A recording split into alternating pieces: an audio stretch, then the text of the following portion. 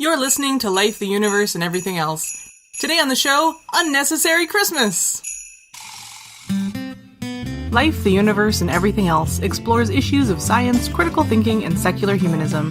If you have questions or comments about the show, or you'd like to suggest a topic, you can find us on Twitter or Facebook, or send us an email at lueepodcast@winnipegskeptics.com. Show notes and references can be found at lueepodcast.com.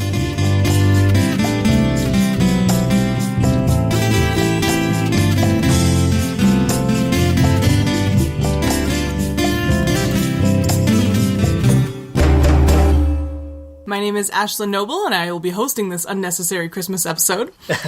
With me today, I have Lauren Bailey. Hello. Jem Newman. Hi. And Laura Creek-Newman. Hi there. So we came up with this episode while trying to think of something Christmas or holiday related that we had not yet touched upon. And Laura came up with the idea of talking about all of the things surrounding the holidays that are unnecessary and ridiculous. I think that most of us around this table enjoy the holidays. No. I said most specifically to exclude you.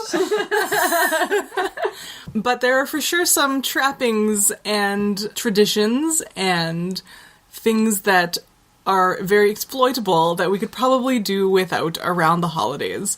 And sometimes it's fun to examine those things. So we are going to do so today, starting with Lauren. I have a particular dislike for holiday gift guides, whether old-fashioned catalogs or the modern website version. The catalogs I can at least understand. Through the magic of capitalist pressure, our store can make your holidays happy. Buy these gifts, these house trimmings, these specific foods, and you can pretend for one damn day that your life is TV perfect. Okay, but what about the wish book? Do you hate the wish book? I hate everything. My favorite pages were always the under 50, under 20, under $10, and they would have the selections of things you could buy for super cheap.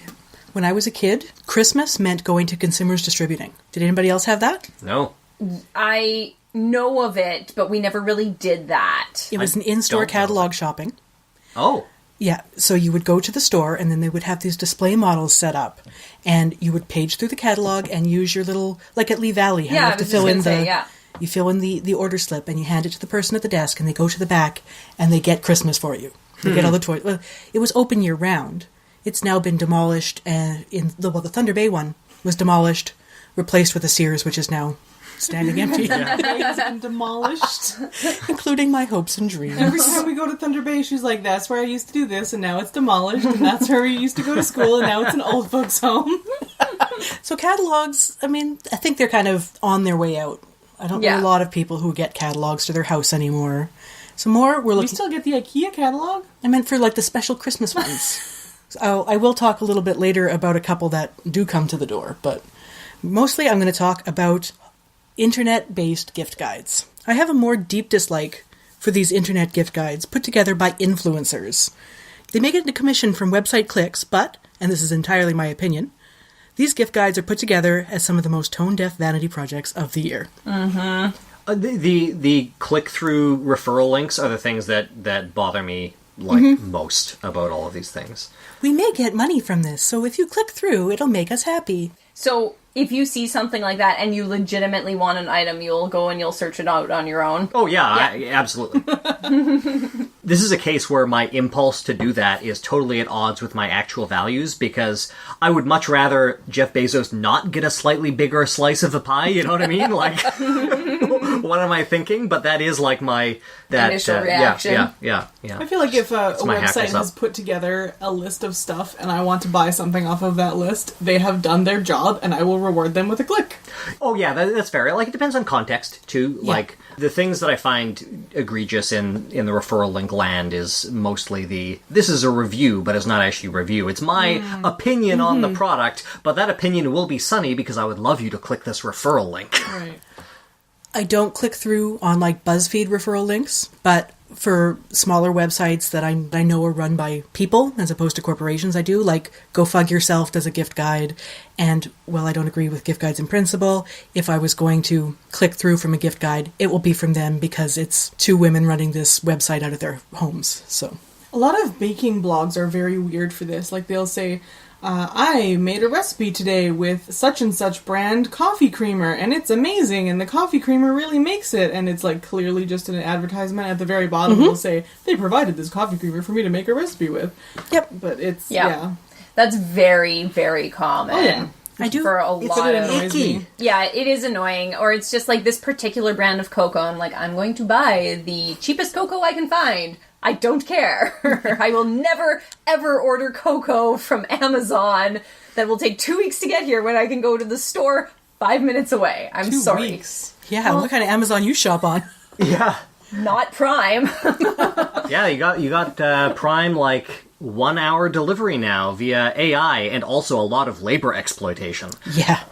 This is about Christmas, Jem. That's a different show. Oh, right, I'm sorry. We're not supposed to talk about exploitation of labor on Christmas. I'm sorry. I just said not this episode. So I know what we're talking about in January. Good January episode. Couldn't even wait till your turn to be a downer, eh? Anyway, Lauren, tell us about gift guides. I was going to start with everyone's favorite celebrity influencer, Gwyneth Paltrow. And her website, Goop. We've said quite a few things about the anti-science, anti-sense malarkey that Goop spouts in its health and wellness sections, but the holiday gift guide might actually take the cake for tone-deaf product promotions. Not only are the products only priced to be afforded by the ultra-wealthy, but some of them are damaging to people and to the environment. Like one item on the 2018 list that is getting a lot of attention. So let's give it some more. The Goop gift guide contains a subsection called Ridiculous but Awesome Gifts, and the biggest ridiculous gift costs over $172,000. It's a village in Lugo, Spain. An entire freaking village. For only 172 grand? It's US though, so it's probably like $250 Canadian. What could you do with a village, you may be wondering? Well, you could lord it over the remaining inhabitants, or you could trade it in for a fixer-upper home in the Winnipeg market, or a shed in Vancouver. Or you could mess with the entire cultural and economic structure of northern Spain. In most of Western Europe, people fled these small villages for city life during the Industrial Revolution. In Spain, folks stayed rural a bit longer. Exoduses happened in the 1930s, during the Spanish Revolution, and after Franco's death and return to the monarchy in the 1970s, and most recently, and still kind of ongoing, during the economic crisis. So several of these villages stand empty or sparsely populated. You'll find similar ones in rural Italy and France as well. They are offered for different price points. There are websites that sell these villages. Most of the buildings in these villages are run down or they are shells. Very few have any amenities like running water or electricity. The villages have caused soil erosion due to having existed for centuries. There may not be infrastructure like roads leading out of town. Rich or trendy individuals buying up huge tracts of land really do nothing for the local economies because you cannot repair these villages without more, much larger infusions of money. Likewise, the bill for demolition is prohibitive, especially if there is some notable historic value to the area. The new owner may not be able to take down the village to put up with whatever McMansion monstrosity they want. When you buy a ramshackle village, you're buying a status symbol and playing with the few lives that still try to eke out an existence in the area. So a village is at the extreme end of the holiday gift guide. But there has to be a few good items that she's offering, right? Wait, so, but why? Is there any rationale? Like, I understand that the ultra-wealthy are the worst, but is there any rationale offered for why this would make a good Christmas gift? Like, just because it's an expensive thing? Yeah, it's just a status symbol. Town. Yeah. Okay. Look what I bought you. Look what I bought you. We have peasants now. Yeah. We have serfs. Yay! Yeah. Except the serfs are all 90 years old because everybody younger than that left for the cities where they could get healthcare and jobs. I'm kind of amazed that there are towns out there that don't have running water in, like, well-developed nations. That's just blowing my mind. Well, I think it's because most of the people would have left and everything is probably in pretty bad disrepair. All the infrastructure is just demolished. The ghost town that I lived in when I was 11 or 12, I think we only had running water in the town hall where we lived. Most of the outbuildings did not have running water. Yeah, from what I looked at on some of these villages, they say like one building has power and water and the rest are walls and maybe a roof. So what are some other ridiculous things besides a village that Gwyneth is offering in her extremely expensive part of her gift guide? Well, Goop's guide this year also included some solid gold rolling papers. For when eating 24-karat gold isn't decadent enough, why don't you smoke it into oblivion as well? What? Oh, rolling papers. Rolling papers. God. I can't imagine that is helpful. I did some science. I want heavy metal vapors directly into like, my... that sounds awful. Okay, so I have worked with gold leaf, solid gold leaf, and it's very, very thin, and it would be impossible to roll anything into it and have it stay intact. So, and if it was any thicker, I don't think it would burn. So I don't believe that it's 100% gold. I think it might be, like, on the paper. Okay, so I would believe, like, a gold-leafed paper, sure, but not solid gold. Okay, well, I haven't actually ordered one to test. You said solid gold. Does it say solid gold in the article? It says solid gold rolling papers. So if you I have... think it's a lie. Okay. So I'm going to throw some science at you. While gold is among the most inert of the metals, scientific tests done on rats show a buildup of inhaled particles in both the lungs and the kidneys over time, leading to decreased function in both organs from inhaling gold. Duh. I wanted to make sure. I went to read a study. I put it in the show notes for our good listeners. So I'm done ragging on Paltrow and her earth-harming pseudoscience and why? then smug, unbearably self-aware ad copy. She's not telling anyone this year to steam out the wrinkles in their vagina, or attach semi-precious stones to their labia, or dreadlock their decorative pubes, or anything else to do with one's crotchal region. Well, mostly. There's still a heavy dose of snake oil items and ridiculous pieces of clothing. She says this year that she basically invented yoga, but these are all stories for another day. So I want to say that I am at least mollified by the fact that the heading that you described was ridiculous gifts. So she at least knows that these are ridiculous. And that is the problem, is because her ad copy is so goddamn smug that it's hard to make fun of. They're like, oh, look how we're winking at this. Like, no. You're still being insufferable, but You're you're still making cashing the checks. But you're making it very difficult for me to make fun of you when you're like, I'm in on the joke. Would you enjoy a gift guide of ridiculous gift guides? Like, I read a just couple the for best this. of the best? How about a gift guide of ridiculous gift guides? I did read one that had a yodeling pickle on it. Okay. For the person who has everything, get them a yodeling pickle. I feel like I've heard of this thing before. Somebody that I know mentioned that they have encountered one of these things in real life before. They've seen a yodeling pickle in the wild? Well, not in the wild. Everybody knows they're only domesticated. Go on. So we do have some other easy-to-find gift guides that aren't put together by the staff of out-of-touch celebrities, and these are also worth getting cranky about. Deadspin's Hater's Guide, created by Drew Magary, has done yeoman's work taking down the Williams-Sonoma gift guide each December holiday season since 2012. As of this recording, the 2018 version is not yet up, but previous years have included such gems as a chicken coop made entirely of reclaimed redwood, retail price $5.99 US plain, or $7.60 US with a chicken painted on the outside. That's not the worst possible price for a whole chicken coop. How about 6 pieces of chocolates for upwards of $20? I would What? like to eat that chocolate. Yeah, why is this chocolate so expensive? It's sea salt, miraculous, made by virgin children chocolate. I don't know. They also sell, like, lobster thermidor that you can have shipped right to your door. Of course they do. Yeah. Icky. Williams-Sonoma made their name selling peppermint bark to the masses, but they somehow managed to offload hundreds of thousands of dollars of merchandise onto folks looking to create the movie-perfect Christmas that they remember from their baby boomer childhoods. Besides the obvious hilarity, why am I bagging on gift guides? I'm of the opinion that they contribute to and glorify the rabid consumerism in effect around this time of year. Knowing that someone somewhere has the most perfect of everything and can afford to buy their loved ones an abandoned village or a toaster that burns dirty words into your breakfast can get under the skin of some folks, and it will lead them into massive amounts of debt. And maybe I'm bitter. I've never found a gift guide that helps me figure out exactly what to buy for anyone, especially that extremely hard to shop for Dave of ours. Okay, but you didn't mention the $2,000 paperclip, and I'm disappointed. Can you enlighten me? I didn't come across that one. Okay, so Tiffany and Company Oh, God. Oh, God. has a paperclip that is made of 18 karat gold and is $2,050. Is it for sale this year? Why? Yes, yeah, it's for sale right now. You could buy it. There's also a $250 silver version. It is 2.5 inches long, and it is supposed to be a bookmark.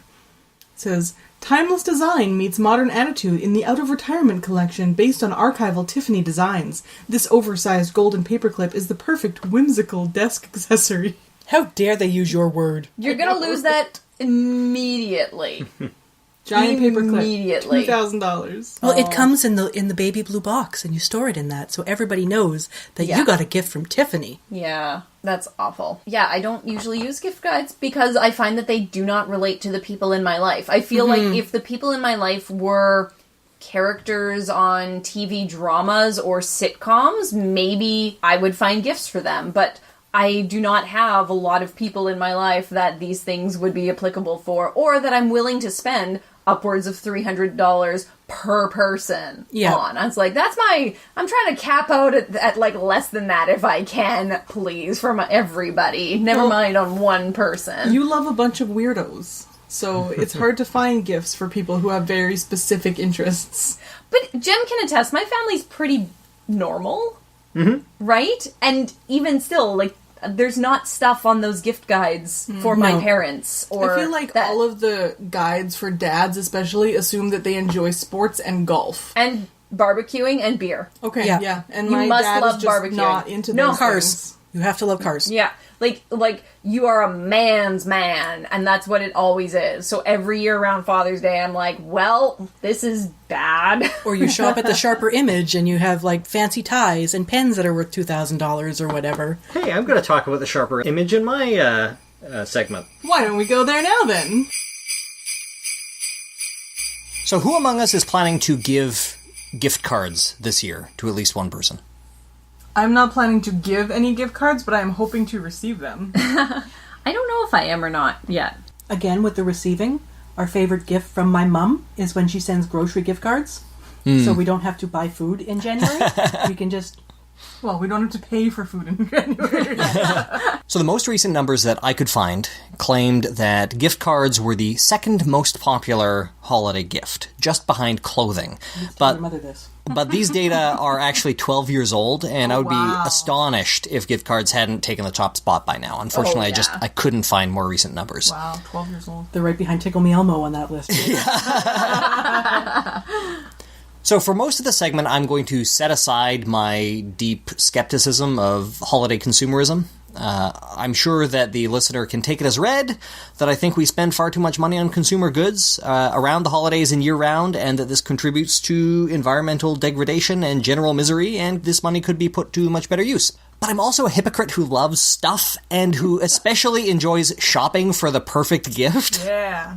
It is satisfying. It is. I love watching people open gifts that I've gotten them. It's my favorite. I love picking out stuff for my kids. Oh, Yeah, reining you in on kids' gifts is really tough. Have you seen our house?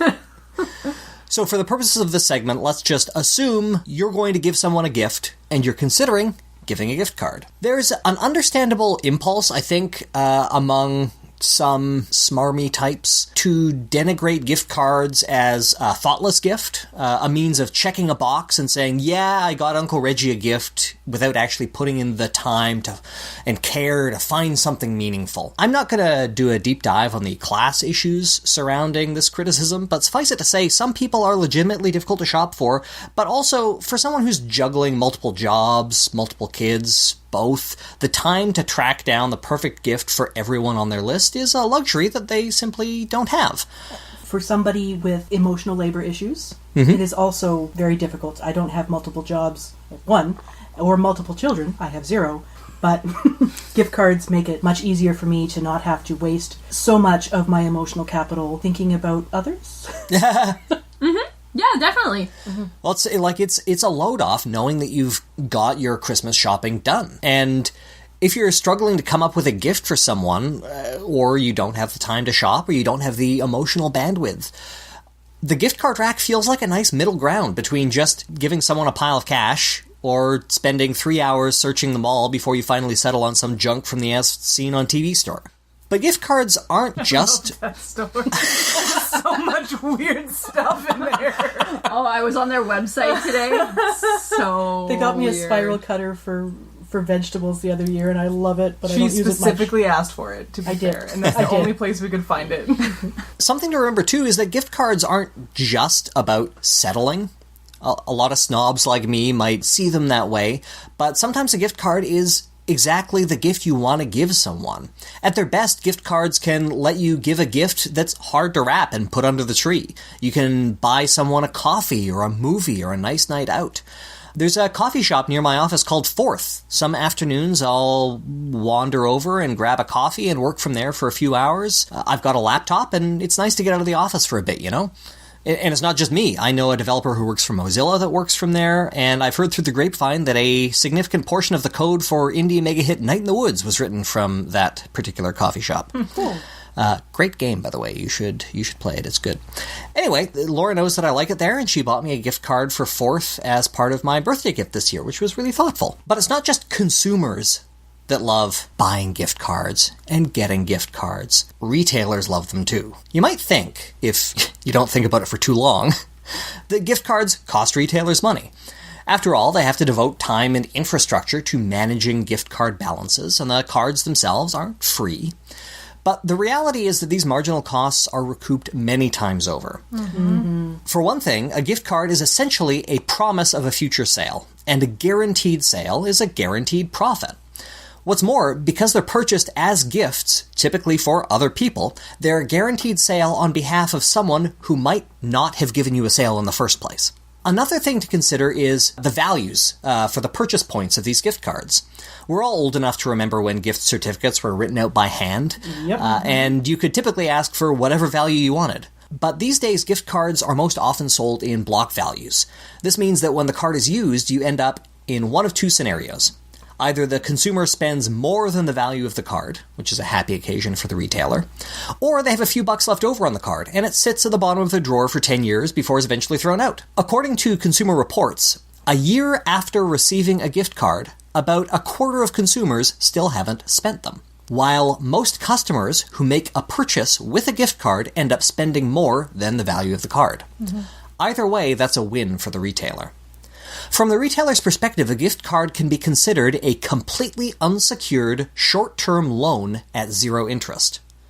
The customer is giving you a chunk of money now, and maybe you'll have to pay up later, but if you do, you'll pay up in the form of merchandise that you're taking a profit margin on anyway. In the best-case scenario, they'll lose the card, or just never get around to spending it, and that's free money. The technical term for this is breakage, which refers to any service sold to a customer that is never actually used. You can gym memberships are a shining example. Another is download gigabytes on your cell phone plan, for example. Mm-hmm. Breakage is a sufficient source of profit that retailers like Best Buy include it as a percentage in their quarterly profit forecasts. Two additional methods of securing revenue for gift cards have actually dried up over the last decade. It was once common for retailers to place expiration dates on their gift cards, providing a means by which they can renege on their loan from the customer. Luckily, the government stepped in on that one. In addition, some cards would charge per-use or monthly fees against the card balance. This has declined significantly in recent years, especially in the face of improved customer protection laws in both the United States and Canada. As of 2011, only 2.5% of gift cards in the United States were subject to expiration dates, while 2.7% charged fees against the balance on the card. Visa gift cards still do that. As far as the laws go, in Canada and the United States, you can't charge sales tax on the purchase of the card itself, because that would be double dipping. Right. The tax is paid from the card value at the time of the purchase of whatever you're buying, if applicable. And new legislation strengthening consumer protections on gift cards was introduced Canada-wide in 2007. While the details vary somewhat by province, all provinces now have bans on both expiry dates and fees for gift cards, with some limited exceptions. So as Ashlyn mentioned, Visa and MasterCard, anything that is what they call an open loop gift card, can charge these kinds of fees. I'll get into a bit more detail in a sec. In Manitoba, expiry dates are only permitted on cards that are sold for a specific good or service. So if you buy a $50 gift card at a massage therapist's office, that $50 gift card cannot expire. It can't have an expiry date. However, if you buy a gift card that is good for one massage, and that gift card costs $50, then that can have an expiry date. Okay. Presumably this is because the cost of that massage might go up at some future point. However, in some jurisdictions like Quebec, they still have to value the original cost of the card, and then they can just charge the difference. Like Groupon has to now. Oh, really? Yeah, so Groupon used to be able to, if you didn't use the Groupon within the specified time, it was just worth nothing. But now, if you buy a Groupon, if it's worth 50% off at Lint or whatever, they now have that expire. But if you paid $15 for $30 worth of chocolate, they still have to give you $15 worth of chocolate for it. Huh. There was a big lawsuit a while back. That makes sense. Cool. The other exception is when nothing of value, that's the way it's termed in the legislation, is exchanged for the card when it's issued. So an example would be you buy a card for a charitable donation. You're actually donating to a charity, and at the same time, the charity is giving you a gift card that's worth a certain monetary value. But those can have expiration dates, just because of the way that shell game is played. Similarly, retailers are forbidden from charging fees on gift card purchases except in 3 cases. They're allowed to charge a fee to replace a lost gift card, and this is typically done in the case where you register the gift card to your name, like I know Starbucks does this, for example. You can also charge fees to customize the appearance of a gift card.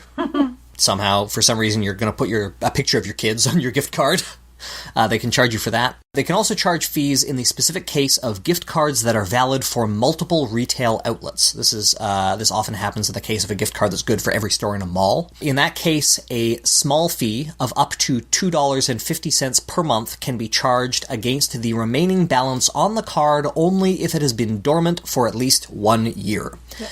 And this last one might have been rolled back. I found conflicting information about that, and I was unable to find an up-to-date copy of the legislation. So the United States has had similar legislation on the books since 2010. It is slightly more consumer antagonistic. So in the US, this federal legislation takes the place of a whole bunch of scattershot state laws that were on the books earlier in the 2000s. But it allows expiry dates on cards provided they are at least 5 years out from the time of purchase. And it places limits, but not bans, on fees. And fees are allowed if the card has been inactive for at least a year. The other big exception to these regulations that Ashlyn mentioned earlier is prepaid credit cards, or any cards that are so-called open loop. What that means is you can spend them anywhere. They're essentially like cash. They can have, in both Canada and the United States, they can have expiry dates, activation fees, and per-use fees. I've received these as gifts in the past, and it's always made me a little sad. I understand that it's hard to buy for me, but it's hard to buy for someone.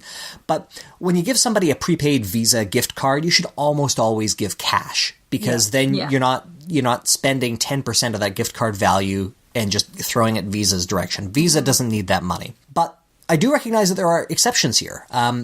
In a lot of cases, a credit card is required to make online purchases, and for some people, a prepaid credit card is their best or only option. Bad credit, no problem, right? So, but even with this new legislation, with no expiry dates, cards can still, in fact, expire. In February 2008, the Sharper Image filed for Chapter 11 bankruptcy protection. While many Sharper Image retail stores remained open for several months, and the brand relaunched a few years later, Sharper Image stopped honoring all gift cards at the time of filing Chapter 11.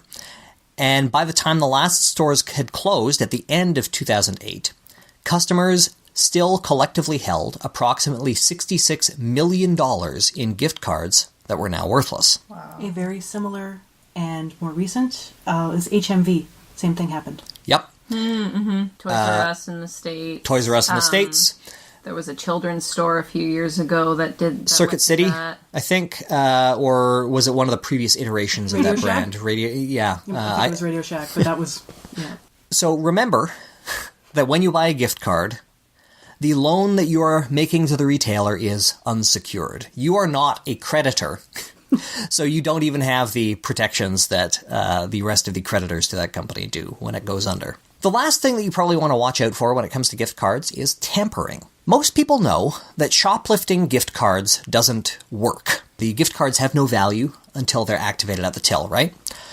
But clever scammers can still lift pins or online activation codes from the cards. Many retailers offer online portals where the available balance of the card can be monitored along with its associated numbers.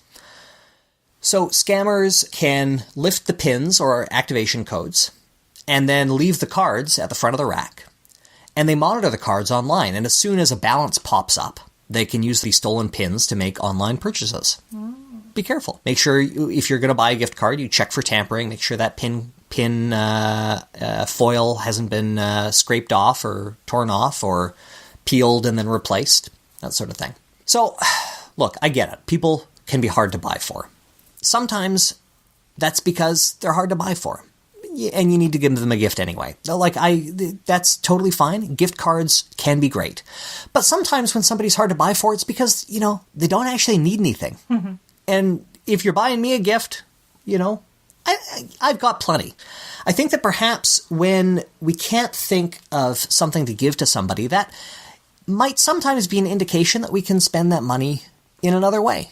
That money giving a gift to somebody who actually needs it, helping those who do need something. So we're trying to scale back our gift giving this Christmas, and I'd like to put that money into helping people who actually need it. So this is something for us all to think about, I think, especially for those of our listeners who, like us, are well off and have some gift money to spare around the holidays, right? Mm-hmm. If you want to cross those streams, we have a holiday gift guide for you. It is our guide to charities. It's not a gift guide, it's a donation guide. Yes. We might as well make the plug.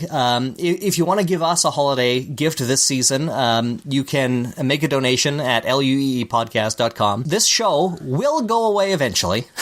We won't be doing this forever, and to be honest, downloads have been down lately. But if you like this show, sending a donation our way is a good way to let us know. If you can't donate, we totally understand. So share an episode that you like with your friends, or share it on social media, or whatever, 5-star review on Apple Podcasts and Stitcher and all that garbage. Those make us happy. They do make us happy. Anyway, that's it. Gift cards. They kind of suck because, consumerism kind of sucks. Everything sucks. There is no gravity. The earth just sucks.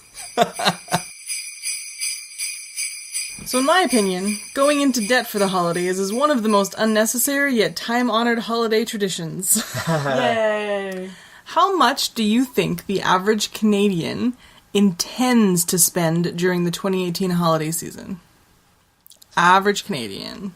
You're saying just on gifts and celebrations? Intends to spend. Okay, but like, does that include normal utility bills or? No, on. I'm sorry, I'm yes. Like rules holiday lawyering this. specific holidays, things. extra stuff for the holidays. And is this individuals? So we're not talking households, Right. $2,000. Intends to spend? Intends to spend. $200. Okay. I'm going to say 1,000. Okay. According to the Retail Council of Canada, the average person intends to spend $675 during the upcoming holiday season, about the same amount as 2017. I'm going to nope right out of that. What percentage of people do you think typically blow their intentions out of the water? 90. 83. Yeah, I'll go 91. Well, Laura wins this round. Well, no, I guess Lauren does. About 1 in 3 people typically overspend what they intended. That's all? Right? That's Wow. not that bad. Well, the rest of us are dead broke. According to Magnify Money's annual post-holiday debt survey, Americans racked up an average of $1,054 of debt during the 2017 holidays, and only half of those surveyed said they plan to pay off that debt in 3 months or less. So most people intend to take that debt and They just hang don't have on a to plan. it. Yeah, for a long time. It's going to be there forever. Well, yeah, I think that's the way debt works these days. Yeah. Yep. I also feel a little self-conscious about my guess. I mean, it's one banana, Michael. What could it cost? $10? Almost 30% said that they will need 5 months or more to pay off their Christmas debt. So the year is almost wrapped back around by the time you got that figured out. Sounds about right. One of the biggest expenses, according to the council, is alcohol, along with food and sweets for holiday entertaining. So I thought that gifts was going to be the big one, but apparently it's food and booze. which makes Booze is sense not- for me. Going into debt for booze. But it's eating out too. Like that would include Yeah. No, that's a good not point. just entertaining at your house, Right. but it like also remember too that this is a thing that I always forget to do because I'm not a good adult. But you're supposed to bring wine when you go places, so you get invited to 5 parties. That's like 5 bottles of 5 wine. bottles of wine, and even if you're going the cheapest, the cheapest drinkable wine, that's at least $50 right there. In Never Canada. mind. In Canada, yeah. Yeah, We don't have but $2 Chuck. but still, like the point is like, you know, it's those little things, and then it's a drink here after work, or and then it's this party. But at I this think a lot of people restaurant, really and do spend a lot on bottles of alcohol for home. I don't think a lot of it is actually eating out. No, I think I'm just not used to doing that, so Yeah. I forget that other people do. So a lot of the issue with those kinds of expenses is that we don't include them in our holiday budget. Right. Yes. We think about how much are we going to spend on gifts, but we don't think about how much are we going to spend on Christmas dinner. How much are we going to spend Yeah. on, you know, the bottles of wine that we have to take places. How much are we going to spend on our New Year's party every freaking year? My request this year was 0. You got overruled. Doing it anyway. So people often only save receipts for gifts in case things have to be returned. And if you don't save the receipts for everything else, it's really hard to budget for next year. So one of the tips that I saw while I was reading all of these articles was you should just save everything that you spend during December and then divide it up and save that much money each month. But that's not going to happen for most people. A lot of people don't have the extra money every month, and that's why they go into debt, because they think that buying people presents and celebrating is more important than financial security. Planning is hard and important, and it can solve some of these problems. Like, some of these problems can't be solved except by people getting paid better. Yeah. So the average Canadian adult spent an estimated $1,500 on Christmas in 2017. About 41% of that was gifts, the rest going to holiday travel and entertainment. This is according to PwC Canada. Other studies tell us that 2/3 of Canadians do not save a penny in preparation for Christmas spending. So it all goes into credit card debt, probably. So I looked into the social sciences of debt and what we know about debt, and also some of the best strategies for paying off debt. Thought maybe people could use that around this time of year. I guess we should have done this episode in September, maybe. Maybe. There's a Scientific American article about debt that I thought was really cool, and they describe a couple of experiments that they did. So I'm going to tell you about those. In one experiment, we asked people who had credit card debt to imagine that they had amassed so much credit card debt that they were not able to pay off their balance each month and would likely be making payments on their credit cards for the next couple of years. We then presented them with several different advertisements for a refinance loan from a credit union. While the basic information in terms of the loan was the same across all advertisements, we randomly varied the way we described the interest rates. In one ad, we noted that the average credit card interest rate is around 19%, and the new loan's interest rate could be closer to 6%. In another ad, we stated the difference in interest paid over a 3-year term on a $10,000 loan at the different interest rates. And in a third ad, we provided a visual of the interest paid by graphing the difference. So basically, the first advertisement was very ineffective. Nobody was really interested. And they were only willing to invest 4 hours of their time into dealing with the refinancing. But by the time we get to the one where they show you graphically how much money you will save, they were willing to invest 8 hours into figuring out how to do that. So people are not good at figuring out what interest rates mean for them. This should not be surprising. Math is hard. Interest is also very complicated. Right, especially It's when you get not into linear. compounding and yada yada. And so it is particularly difficult.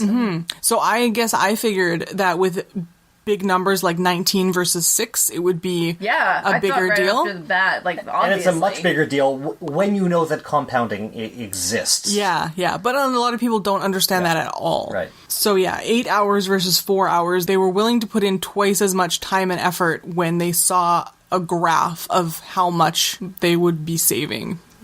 Usual for most things. Yeah, and I just think that's useful to know for a lot of people. Like, maybe look up what your interest rate is and, visually compare things. Okay, so here's another experiment that they did. Participants played a game that asked them to pay multiple debts of varying amounts and interest rates. They were given a paycheck at the beginning of each round and asked to allocate all or some proportion of that amount to each of their various debts. A financially optimal player would allocate all of the money to the debt with the highest interest rate. But even though participants experienced how interest compounded their debt from one round to the next, only 3%, 5 of 162 people who were participating, allocated money in ways that were close to optimal. Instead, an overwhelming majority of participants elected to pay off the smaller debts first. The sheer number of people using this strategy, including MBA students who took finance classes, suggests that paying off the smaller debts first is not just a mistake, but a planned strategy rooted in our psychology. The research shows that individuals are, quote, debt account adverse, which means that consumers with multiple debts are motivated to reduce the total number of debts rather than reducing the total of their associated costs. People may also be looking at it like tasks. Yeah. You might go into work and see, I've got this big project and 3 little projects. If I do the 3 little projects quickly, You can knock them and then out. I can knock out that one and get focused on the big project. Yeah. And it's also often a bad strategy. Oh, yeah. Because you end up spending all day on the little things. You never every get around to the single big day. one. Yeah. Or, like, the other way that I tend to look at that is, the best way for me to be productive is to have one big thing that I don't want to do. I get so much done. Part of this can be explained by something called goal gradient theory. For example, if you get a punch card that gives you a free coffee after you've bought 10, people become much more motivated to get more coffee after making a certain number of purchases already. So they see that they are almost there, so they want to get to the end, so they buy more than they would normally, which is very convenient for the chain. So goal gradient theory suggests that consumers are willing to put more effort or allocate more resources toward debts that are smaller just to finish paying them off, even if it doesn't make sense financially. I love this quote from the article. In short, the sciences say that humans aren't really rational creatures. No way.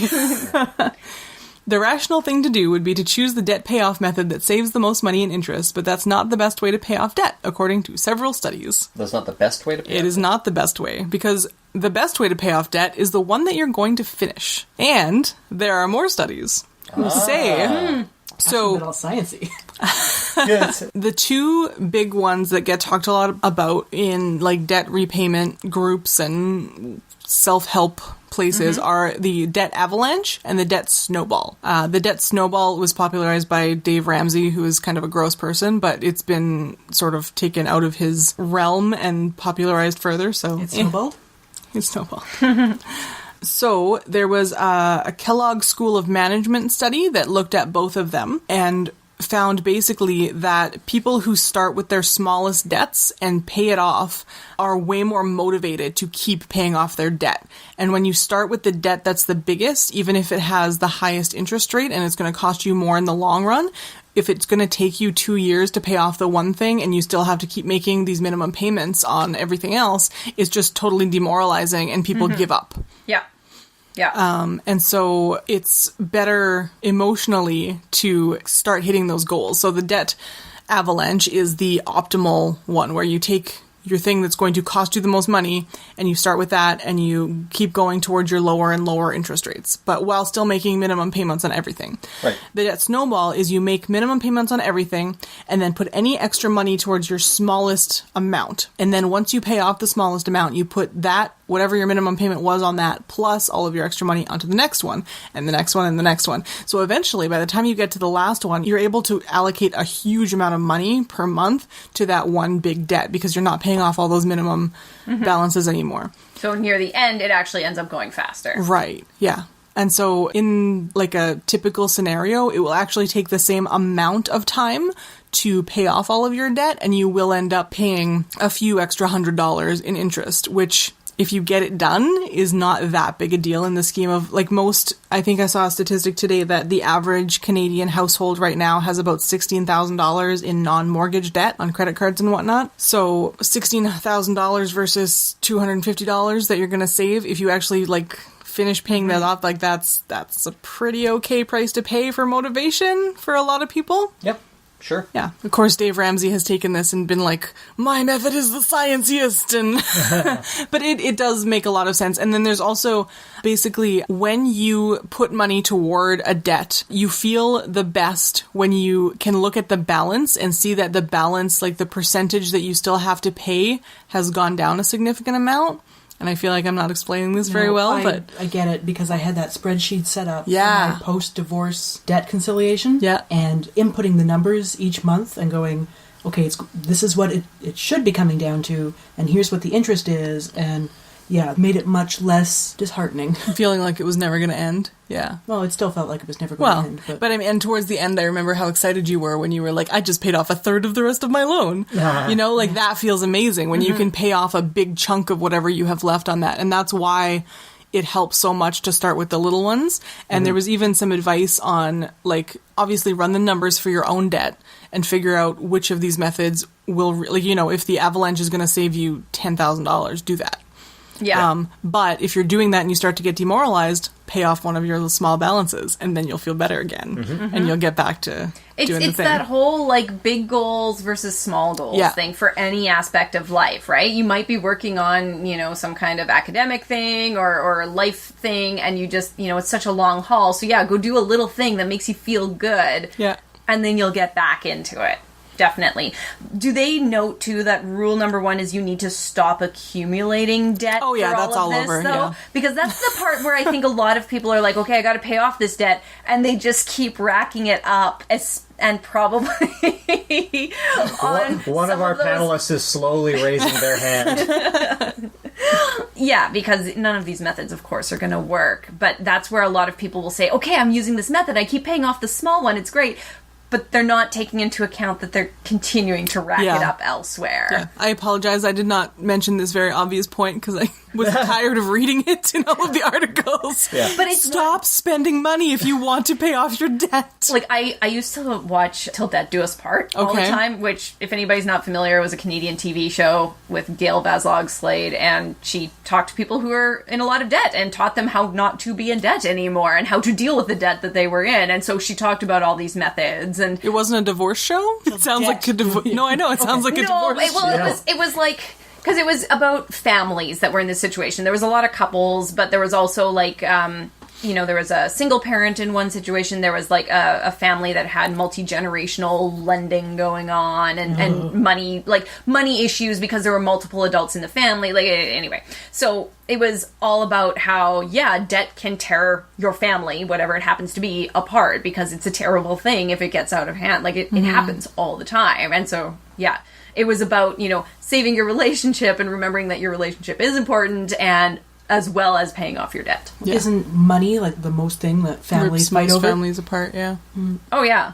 And it's the thing that we're not supposed to talk about it. You know, we just go into everything. We keep hush hush. Oh, it'll be fine. Yeah, we'll get along totally well. Yeah, no problem. And then when it gets down to it, oh, you're spending money like this. Oh, but I wanted to share money like that, and blah, blah, blah, blah, blah. On it goes. So we set ourselves up for these Our problems. society has so many weird rules that make no sense. I find this all very interesting. I love strategies and figuring out and the fact that this is so counterintuitive, but that's great. Find a strategy that works for you and don't trust your squishy human brain to just Right. to figure it out. I'll just do it the way that I should do. No, just use a strategy. Yeah. Yeah. Our brains are bad. Even Our if brains it's are not bad the at doing best. things well. Yeah, yeah. And, you know, maybe, as we were saying, just don't spend as much money on Christmas and you'll have a lot fewer problems in January. The number of bankruptcies spikes the third week of January, sky high. Because that's when people get that's their- when everybody's bills come due, which is just heartbreaking. Yeah. It's so unnecessary. Those were probably coming, and people knew it was happening, and they're like, one last Christmas.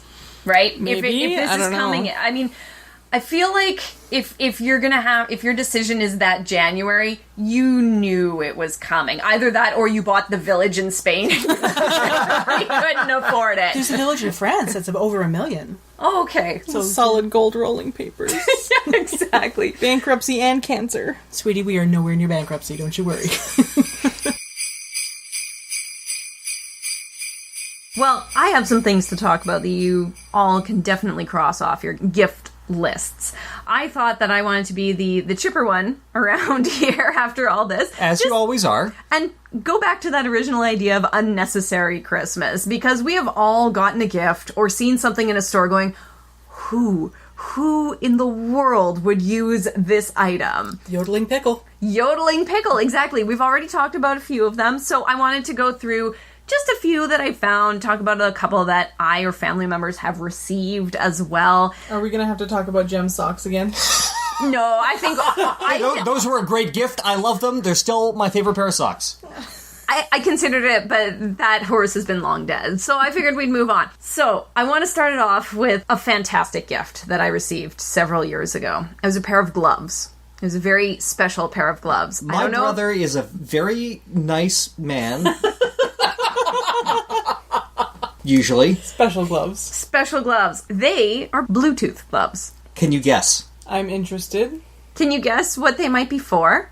I'm a little scared to guess. Are they massaging? No, I'm just going to show you. Hold out your hand. Bend down your middle three fingers and hold it up to your head.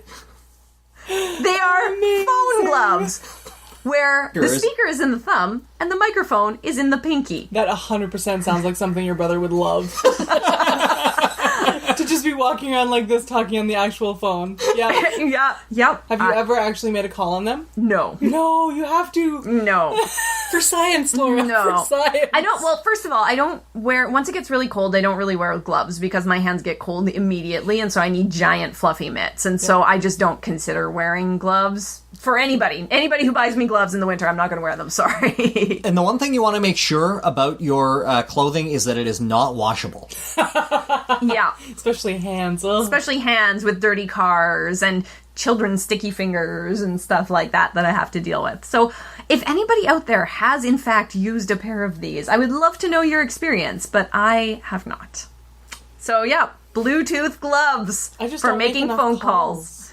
Yeah, this was several years and also, ago. because where the speaker and the microphone are, like, it makes your thumb pretty bulky. And it's in the right hand, too. Awkward. Yeah. Yeah. Works for me. I love it. Super. Okay, I love this segment already. Another thing that a family member of mine once received was a special pair of kitchen scissors, as marketed through the As Seen on TV store. Mm-hmm. And they're called the Clever Cutter. So they combine a sharp knife and a cutting board all in one. I've seen those. So if you imagine, it's a pair of scissors, and the top is the knife, and the bottom is a, an inch and a half wide cutting board, and you're supposed to use it to just snip right there, snip all your things right into your pot of soup and that. Yep. My father tried to use it. He really did, and they did not work. Really? Because you don't get the right leverage on them, because it just kind of shoots your thing everywhere. You'd have to have the bottom of it sitting on something stable to get the proper leverage, in which case you might as well be using a cutting board. And especially, like in some of the videos and pictures, it shows people cutting hard vegetables like parsnips and carrots. Yeah. So that's not going to be an easy thing like you would use normal snips for herbs or something very soft, right? Yeah. So yeah, they don't work. I'm just imagining your dad as one of those like hapless As Seen on TV infomercial people. It's really delightful. He was more angrily frustrated. Yes, this is believable.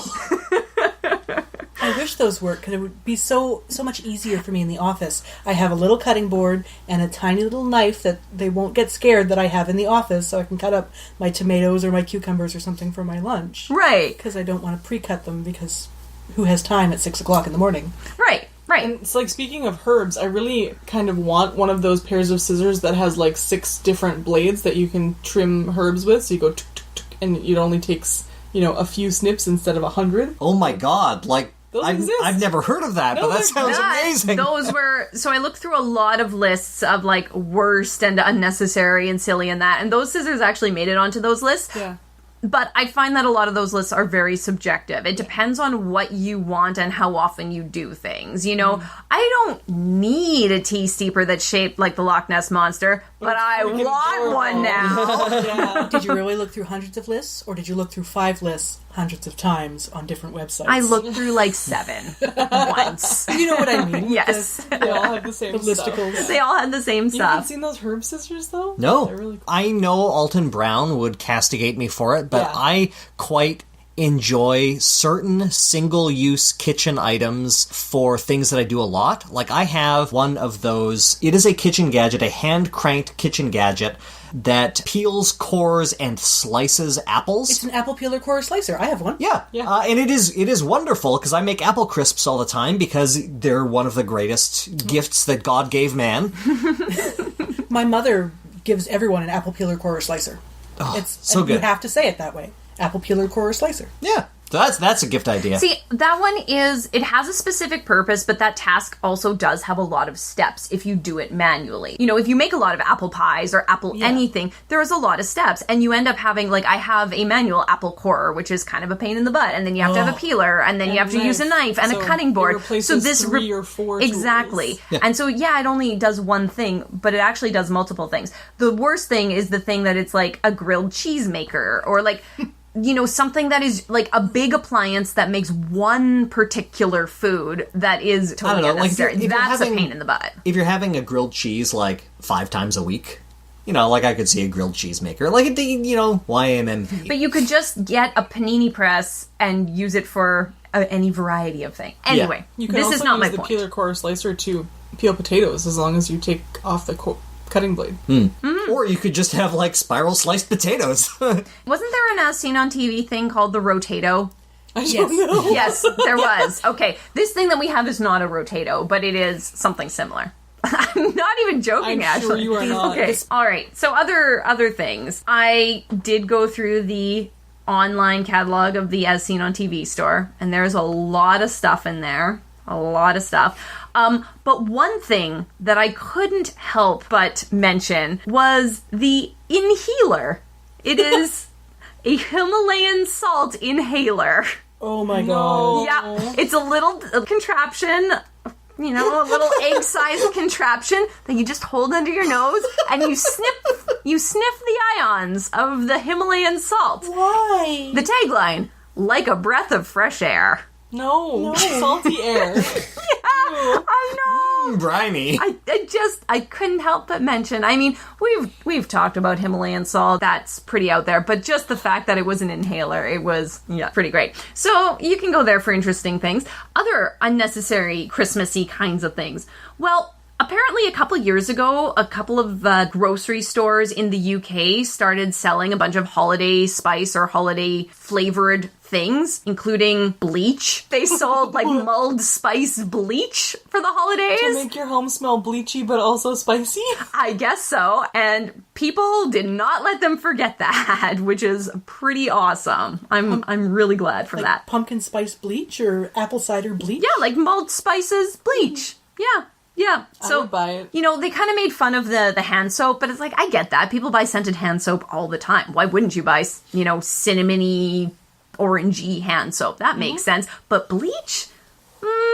I don't Really? like the smell of bleach. Lauren does. Lauren loves the smell of bleach. It smells like clean. But I wouldn't trust that this would smell any better. That's because fair. it's also bleach. Yeah, like But if lemon-scented bleach doesn't really smell like lemon. And if it smelled good and somebody's like, oh, maybe it tastes good. I'm not saying one of us at the table. I'm saying maybe one of the little people who live with the people at the table. Exactly. So just, you know, leave your cleaning products, especially your heavy-duty, dangerous cleaning products, alone. They don't need holiday spices. What else is some interesting or unnecessary Christmas stuff? You can buy Christmas dinner in a can, the Christmas Yes, tinner. seen that. Yep, there's a couple other ones. I actually came across a variety that has a self-heating can, so you don't even need to empty the contents. Oh, no. Your face, Ashlyn, was awesome. You don't even need to empty the contents into a dish and then stick in the microwave. In 8 to 10 minutes, the can heats itself, and you get your 10-course Christmas dinner. Is it like one of those snappy hand warmers? Like how? I don't know. I didn't wanna look know into what it the too process far. is. But The idea must be so horrifying for people who don't like their food to touch. Because it's all just layers of food. well, it all just sounds awful, and it's all jellied. Yeah. And just, like, nobody's actually eating this. Like, if you're really missing a Christmas dinner, you're not eating this, because this is not a Christmas dinner. It's disgusting. but I had to mention it. Self-heating can, everybody. You can get, of course, any kind of decor is Christmassy. You can turn anything into a Santa. They have kits to turn your entire toilet into a Santa from top-down view. You know, the hat part is on the tank, and his face is on the lid, and then his suit is on the mat around the floor. So yeah, that's gross. You can get Christmas-themed condom variety packs. Do they taste like peppermint? They come with peppermint lube and strawberry, which is weird, but I guess they couldn't figure out a different... Yeah, it's red, so they couldn't figure out like a more Christmassy flavor. Well, also peppermint might be a little burny. Well, so would cinnamon. Yeah, but you know, nothing says Christmas like your Frosty made out of 3 white condoms, so... But hey, why not? Have Christmas tree ridges? That would be, I don't know. I did not look into them that far. Couple other things here.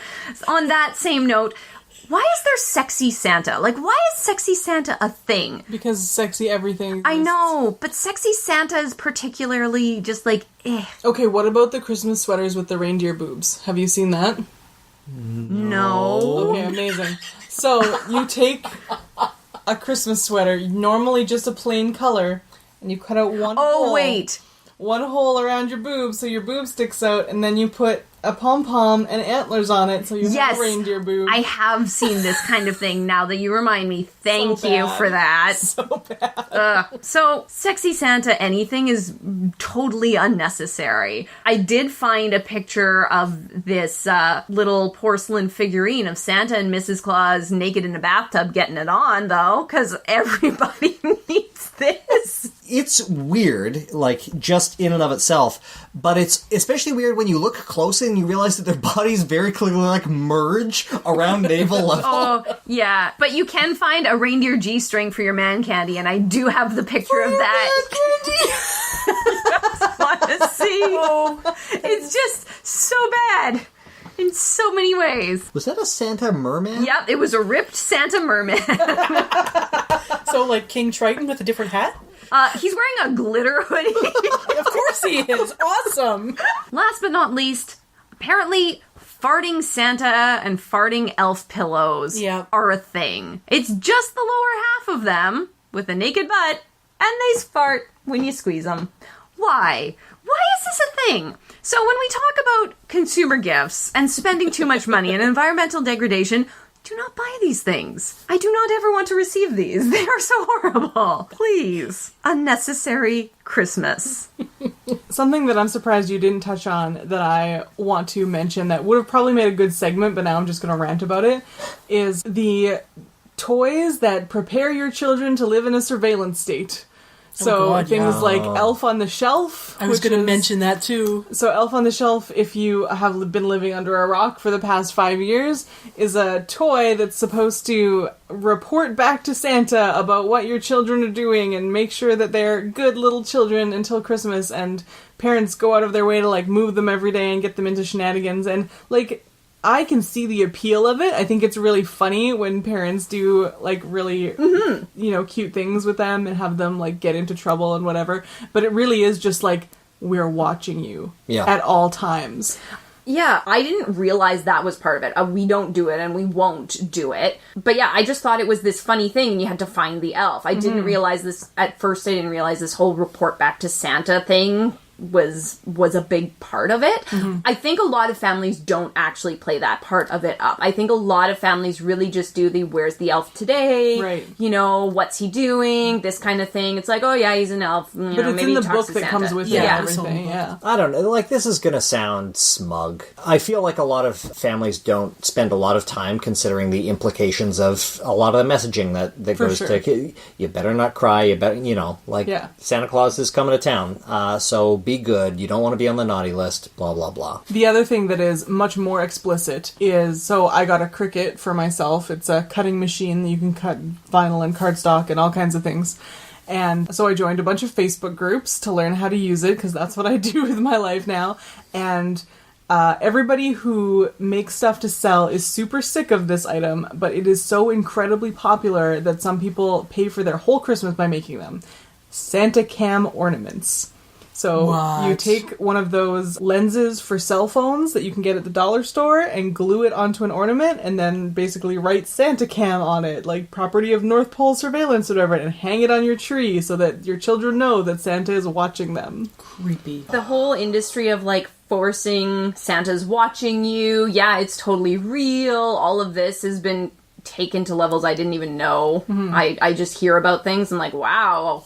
Whatever happened to just, he's this guy, he brings you gifts. Well, and that's- Wait for it. I don't know. And it's whole a cute Santa- idea for like 2 seconds, and then you think about it and like, ugh. Yeah. Santa is part of an unnecessary Christmas to me. Why do this elaborate lie to your child? Maybe I don't get this as a child-free person. It's a good critical thinking exercise. Yeah. It's tough. I mean, there's tradition in it. The idea of like exciting things that you didn't know were coming is really lovely and warm in a way. It's a tough one. And then just when you live in society, like we don't deny Santa is a character or anything, but we've always been pretty open. But Kira's kind of believing in it now. We've never like, oh yeah, Santa's real. We've never ever done that. She's just because of she's Daycare and school. and, and around peers And all the cartoons she and- watches, I'm sure. and like it's a thing, right?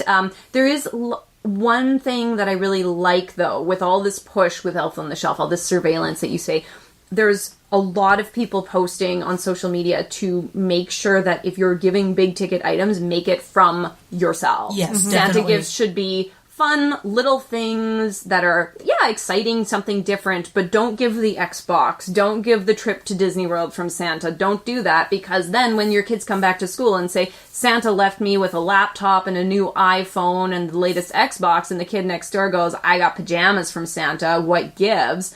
That's pretty awful. So always, if you're gonna give your kids big ticket stuff, always make it from yourself. Plus, you And- should get credit for that. You should get credit. Like, get credit for that. Let your kids understand. And then you can have meaningful conversations with your kids about why we have something. Why and we have an Xbox and Johnny's family doesn't have an Xbox. Instead of like, oh, well, Santa something. And then, Santa oh, likes us Johnny better. bad. Yeah. Or, those kinds of things. And so I do really appreciate that push for people. And I hope that people we continue can with tell that. our children why we're in debt. Yeah, exactly. A Facebook friend of mine last year worked a ton of extra hours and just put in all this effort so that she could get her kid like a VR thing for their PlayStation. And it was like a really big deal for her. Yep. And she posted around Christmas time saying like, I feel so guilty about this, but I'm putting my name on that present, not Santa, because I put in all this work for it. Damn And straight. everybody like, you should not have to feel guilty about not putting Santa's name on this. Santa doesn't exist. Yeah. Yeah, why, like, we don't need to, having a fun, fictional kind of character, and especially when you're a kid, like, there's always things that happen that, you're not aware of because you're a kid, right? And so it's fun to wake up with an extra gift under the tree that you didn't see. Like, that in itself is fine, but we don't need to play into this so much that parents are feeling bad about the things that they worked very hard for. The last few years before Santa became, like, for sure not real, my favorite part of Christmas almost was, like, putting up elaborate traps to catch my parents in the act. Because, like, I knew that Santa wasn't real, but I wanted to prove it to myself. So, like, it started out very much like I would put my stocking on the inside of my door instead of the outside of my door so that someone would have to open the door to get it, and it had jingle bells on it. That wasn't part of the trap. That's just how my mom made them. Ashlyn, But, yeah. did you watch Home Alone at too young of an age? Possibly. I never liked it as a kid, though. I like it really? more now, yeah. oh, I loved it. I loved it as a kid. But my mum would see it before we got to sleep. When you need to put that on the outside of your door or Santa won't come.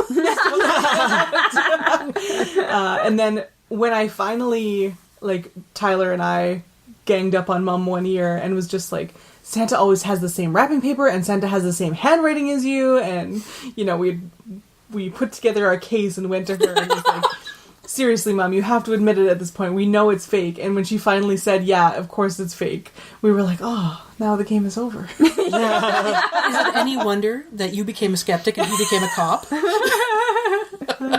So yeah, there's lots of things about Christmas that are unnecessary and overhyped, but Including the holiday itself. If you don't celebrate Christmas, that is fine. I understand. I used to not, but then I married these two. Hey, I love Christmas. My Christmas cake has been soaking in rum for 3 weeks now. I really want to make some aged eggnog. And that is a bridge too far for me. That's fair. There's a lot of booze in it. It's very attractive. And I love nutmeg. Why don't we just sit and drink booze like we normally do? Because I like to make stuff. Why do we have to ruin it with egg? Can't you make, like, aged, like, almond nog or something? We could. Just give me some booze. Put an ice cube in it if you want to be fancy. Put it in a glass. Not a mason jar tumbler. However you celebrate December, we hope you have an excellent one and get to spend it with people you like. Absolutely. Thanks for spending some of it with us. And we'll talk to you in January. What are we talking about then, Jim? I had a mini panic attack about 20 minutes ago when I realized somebody was going to ask me that question. We are going to be kicking it old school. We're going to talk about some pseudoscience. We're all going to pick pseudoscience and just give a brief primer on it. Nice. Awesome. Cool. One of our very old school shows. Everybody picks a topic. Heading back to the Wikipedia list of pseudosciences for me. Which one will it be this time? All right. Good night, everyone. Good night. Good night. Life, the Universe, and Everything Else is produced by Ashlyn Noble and Jem Newman. If you want to support the show, the best way to do that is with a review on Apple Podcasts or Stitcher, or by sharing an episode with a friend. Original music is produced by Ian James, and this episode was edited by Lauren Bailey.